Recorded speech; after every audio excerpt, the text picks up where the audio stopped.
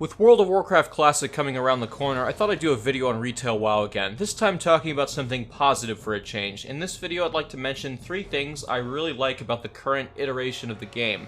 A lot of people are split on its current state. Many have unsubscribed wanting a more involved, engaging kind of game like the original WoW was before. And many people don't want to devolve their game, as the quality of life improvements and content updates WoW has gotten over the years has been very staggering. So I decided that I'd talk about the good things about retail WoW, as with all the negativity surrounding retail, not all of it can be that bad, although it has changed quite a bit. Before I get into my list, these aren't necessarily things that I think should ever be added in Classic WoW, if there's talks of new content ever being added to Classic. I'm also not going to talk about quality of life improvements, because a lot of the streamlining that Blizzard has done for the game over the years has had a negative impact on the game in various ways. Also, when I say current WoW, I mean post Lich King, as starting at Cataclysm, I feel most people will agree, is when the groundwork was laid for a lot of the changes to the game we have today, with most of them slowly creeping in during late Wrath. So here are the 3 things I enjoy about retail World of Warcraft.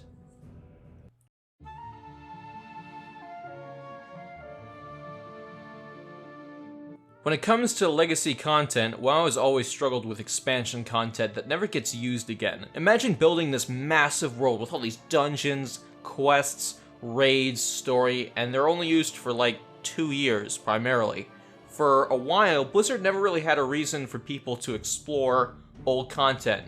In the Burning Crusade and Wrath of the Lich King, especially, there were a few reasons. Guilds would run older raids with newer players who never raided before to train them for tougher bosses, as raiding was a lot harder to get into back then and you needed some experience playing with more than 4 other people. In Wrath of the Lich King, content started getting a lot easier from level scaling, so it was trickier to maintain this. Wrath did get the achievement system, which added incentive to go back to do bosses and get mounts or interesting little vanity items, but there wasn't much beyond that. With new WoW, you have tons of reasons to not only visit raids, but old content as well. You have the transmog system and the time walking dungeons. Time walking just has you do older dungeons, but scales your level down if you're max level. So instead of running the same heroics from current content, you can tap into dozens of dungeons from older expansions like they were new. And it's great for people who have not touched certain expansions, because let's say, for example, I never really did a lot of Mists of Pandaria, but in the Mists of Pandaria time walking event, I can experience a bunch of old content in a more natural way. Obviously, the difficulty of the game has dropped significantly, so you're not getting an accurate experience, but at least these dungeons won't rot away, as most people leveling might skip most of an expansion's dungeons. The rewards from time walking are kind of crazy, though. You get these tokens to turn in, and based on the expansion, you can get lots of rep for any faction of the current time walking expansion event. So if you do a Northrend expansion, a Wrath of the Lich King expansion time walking event, you can get reputation for their various factions in that expansion. This does trivialize the hard work people did back then, as does the transmog system, but I feel that if you did it back then, you got to enjoy it and all the rewards for all these years. You already have people that can one-shot raid bosses. Making it easy to grind rep is much more of a leap.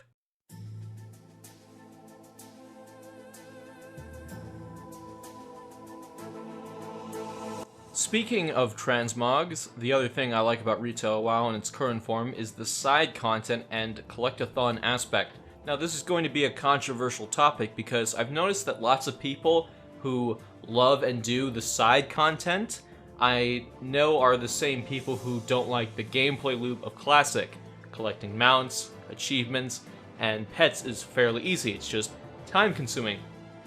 Pre-Cataclysm, you didn't have flying mounts or tons of portals to get where you needed to go, so grinding out raids and content was harder to do. But think about this. It's Burning Crusade WoW. You've just done your weekly raids, you're burned out from PvP, you've done all your dailies, and you don't want to level your alt. You want to keep playing on your main. What do? You didn't have many fun distractions back then. Sometimes you don't want to do dailies, but you want to have some mindless fun.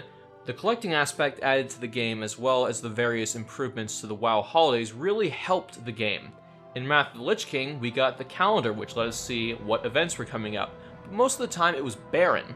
You did have weekly events, like the Stranglethorn Fishing Extravaganza, and the hourlies, like the Gurubashi Arena, The only other frequent events you could do was the Dark Moon Fair, but it was terrible back then, just like most fairs, so I guess they got me there. Classic Blizzard, making their games boring and terrible, just like real life, the world I'm trying to escape. Micro-holidays now fill up the calendar, and there have been numerous improvements and additions to the holidays over the years, like most getting their own bosses in a dungeon, more things to collect, and general overhauls like the previously mentioned Dark Moon Fair. There are also the pet battles, which add more to collecting pets, as well as the collection tab, which organizes all your stuff. As for collecting itself, it did make it so that raids were put on a farm mode for people just wanting to get pets and mounts, but I counter and say many mounts had their drop chances reduced or flat out removed, like the raptor and tiger bosses in Zol Garub. It did trivialize a lot, but it gives you a lot more to do. I'd say the strongest thing Old WoW has was its core content, the epic questing, the tough dungeons. It made the game challenging. There were some RPG elements in the game that made it more interesting, though. For example, the Warlock, Doomguard, and Infernal questline pets come to mind. When it comes to side content, however, Retail WoW has got that down pretty well, to the point where the side content is more interesting than the main stuff, which is kind of sad. I never thought grinding for some Drake would be more exciting than downing a world boss, but that's where we are in WoW right now. Speaking of side content, the most significant part of it, and my favorite change since WoW and Retail, is how casual PvP has been handled as of Battle for Azeroth. PvP has been one of my favorite parts of the game for years. Yeah, it's broken a lot of the time, it's unbalanced, and it feels like it's in a constant state of development, but it's still my favorite, because of how crazy it can get and how it completely subverts your expectations sometimes. You don't know if the players are going to be a-holes, you don't know if you're going to have a good time. With leveling, it's kind of the same thing, you're hammering over and over again, but PvP, it always feels different to me, and there's always a skill ceiling to how you play your character. You can't just face roll your keyboard, but you gotta coordinate with your friends and your team. Up until Legion, I felt it was neglected for so long. Mists of Pandaria was the last time I felt a significant amount of time was put into it, and I didn't even play Pandaria. We got 3 new battlegrounds from that expansion that were unique, and they really spiced things up. As of lately with Battle for Azeroth, we haven't got a ton of new PGs. We only got Seething Shore, and that was introduced in Legion technically, but there have been more arenas getting introduced. They've also added a new, deeper reward system. One of the bigger improvements to PvP in New WoW is War Mode. You can turn on War Mode to enable additional talents outside of BGs. This does put a bullseye on your back, as any player of the opposing faction can attack you, similar to being marked for honor in the old days on my PvE server. The difference is, not only do you get access to more spells to help you in PvE, but it gives you more experience points when you kill monsters and do quests.